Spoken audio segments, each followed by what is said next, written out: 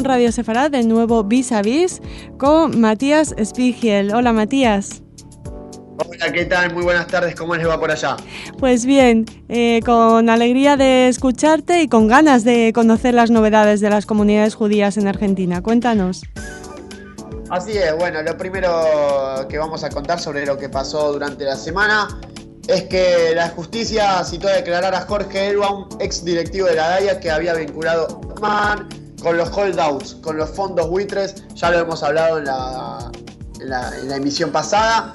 Elbaum es un ex directivo de la DAIA que criticó, que más allá de su condición de judío, criticó a la DAIA, lugar donde también trabajó. La DAIA es la Delegación de Asociaciones Israelita Argentina, es la entidad que representa a la comunidad judía en Argentina. De todas maneras, había criticado a la DAIA, la había vinculado con los fondos buitre, que es un tema que hay entre Argentina y Estados Unidos, y lo había vinculado obviamente a Nisman, también con los holdouts. Bueno, la justicia lo citó a declarar y fue convocado.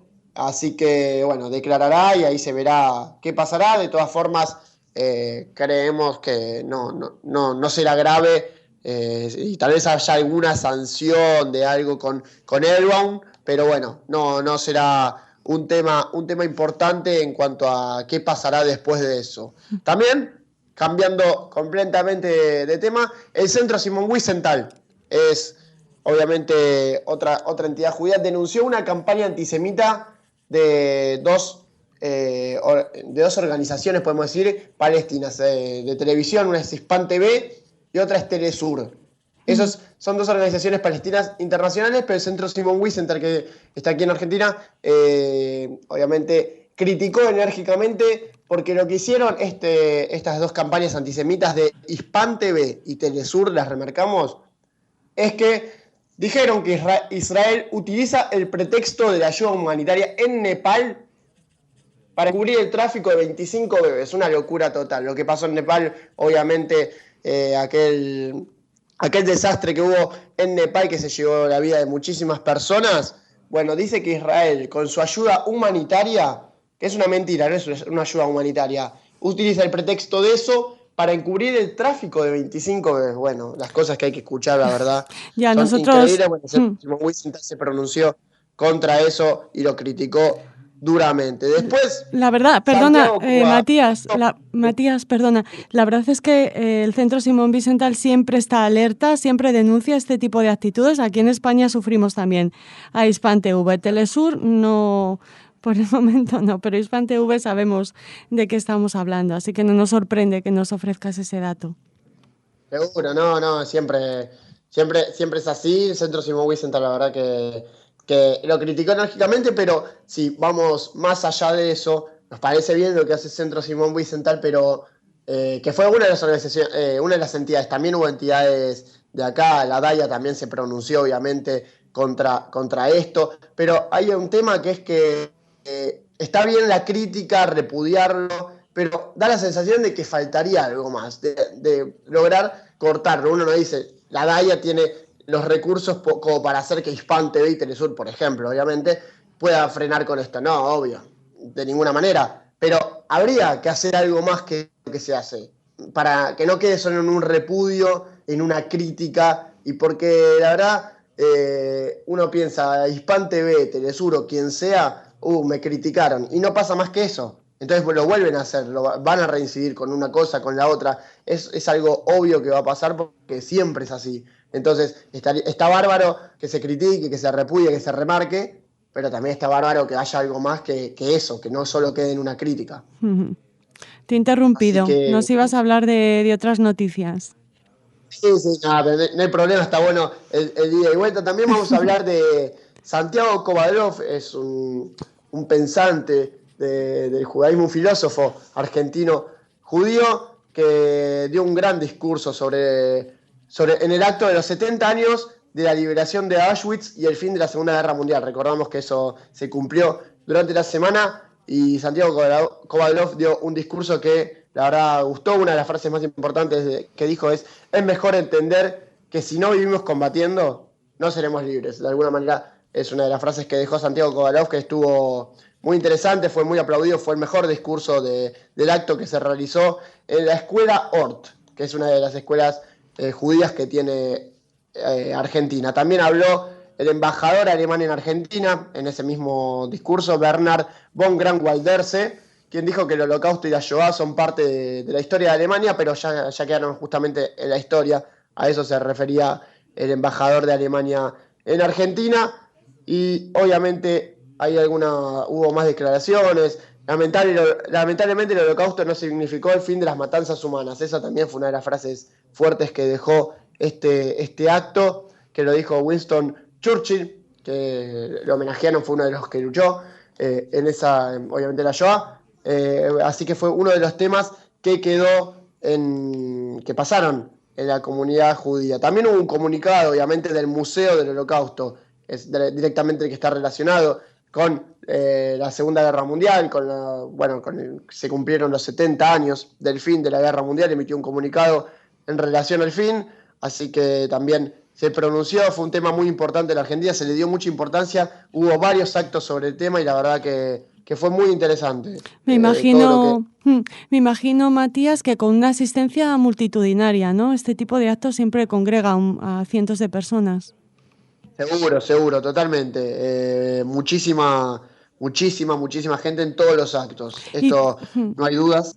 Así que y también hubo un acto que tuvo casi 2.000 personas, lo cual es muy importante y fue en un colegio. Hubo gente que no tuvo obviamente lugar para sentarse, llegó más gente de la esperada y hubo alrededor de 2.000 personas, lo cual fue de alguna manera un éxito. Uno no quiere decir la palabra éxito en esto, obviamente, pero para lo que significa el acto 70 años después, sí. ¿Y la cobertura más allá de los medios o de las entidades judías? Los periódicos, las televisiones también se hicieron eco de esta efeméride, de estos 70 años. Estuvo en algunos medios importantes, pero más que nada en los portales web. En los diarios casi que no se vio, porque Infobae, por ejemplo, es uno de los medios más importantes que tiene la Argentina y estuvo en su portal web, obviamente no tiene diario de papel, y en el portal web estuvo, pero en Clarín, por ejemplo, salió en la web y en el diario salió una columna chiquitita. Después, mucho más que eso no hubo, no se le dio mucha importancia en el diario de papel, sí, en las páginas web, en los portales web y en la televisión. Se mostró lo que pasó, pero no en Argentina, sino el acto que se realizó en Rusia, en Alemania, así cuando los espacios que tienen los programas de televisión sobre las noticias internacionales. Muy bien. ¿Con qué continuamos, Matías? Continuamos con que se presentó el libro AMIA, 120 años que recorren Buenos Aires. Obviamente recordamos que AMIA es la Asociación Mutual Israelita Argentina, que, bueno, lamentablemente para el mundo entero, cuando se habla de AMIA se habla del atentado que ocurrió el 18 de julio de 1994. Y bueno, obviamente dentro de este libro está eso. Son 120 años que recorren Buenos Aires, el libro así se llama, sobre la AMIA. Lo presentó Hernán Lombardi, que es el ministro de Cultura del gobierno de la ciudad de Buenos Aires. También lo presentó Ana Weinstein, otra de las mujeres que participó, otra de las personas que participó de este libro. Así que de alguna manera esto es un suceso importante, lindo, algo mejor, tal vez de las noticias malas que en general ocurren, porque es un libro muy interesante. Son los 120 años de AMIA, los cumplió este año, y obviamente todo lo que pasó durante esos 120 años recorre desde el principio hasta el momento. La verdad que es muy, muy interesante.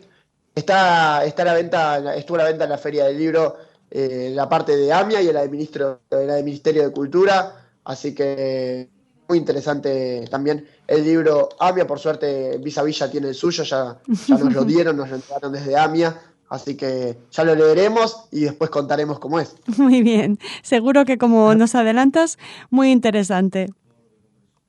Seguro, sí, la verdad que parece muy interesante. También contar que en la DAIA, obviamente la entidad judía más importante, estuvo el embajador ucraniano Yuri Dudin, quien visitó obviamente la DAIA, se reunió con el presidente Julio Schlosser y hablaron de la representación política de la comunidad judía, le comentó, obviamente Yuri Diudin le comentó el trabajo que realiza la institución contra el racismo y la xenofobia que sufren los diferentes colectivos sociales. Schlosser, fue un ida y vuelta con Schlosser, el cual es interesante y esto es algo que de alguna manera se fomenta. La DAIA trata de tener reuniones constantes con embajadores de otros países, obviamente embajadores de otros países en Argentina, lo cual es interesante. Bueno, otra noticia importante también es lo que pasó con SEDACA. Recordamos que es la fundación SEDACA, sin fines de lucro y se encarga de recaudar, obviamente, ad honorem, y esto dárselo a los que menos tienen, a los que tuvieron obviamente inconvenientes con sus familias o lo que sea. Y Bettina Rosenthal, la directora del proyecto, realizó se llama Hot Salmon Week. Obviamente es la semana del salmón. Y obviamente comentaba que la idea es que puedan disfrutar de una salida diferente, pero ayudándolo, remarcó. A ver, se extiende hasta el 25 de mayo inclusive esto. Ya está en funcionamiento, es una segunda edición, se sumaron 40 restaurantes que prepararon un menú fijo a base de salmón. Y esto obviamente se hace, es una comida que se hace para que la gente obviamente compre, participe, y esa plata va toda destinada para... obviamente donarle a aquellas personas que están con SEDACA o a las personas que menos tienen, lo que decimos, con menor poder adquisitivo, que tienen problemas económicos, también problemas familiares que los llevaron a también tener problemas económicos. Bueno, eso es algo muy interesante, no salió prácticamente en ningún lado y está bueno, es interesante y es algo muy lindo que se hace. Otra cosa para contar es que el Centro Comunitario Judaico de Belgrano, también en Argentina, realizó un mosaico de identidades. Hizo un acto le dio comienzo a la construcción de un nuevo edificio que albergará a una escuela que hay en Buenos Aires, en la capital de la ciudad de Argentina, que es la escuela Arrinfer y la comunidad Emanuel.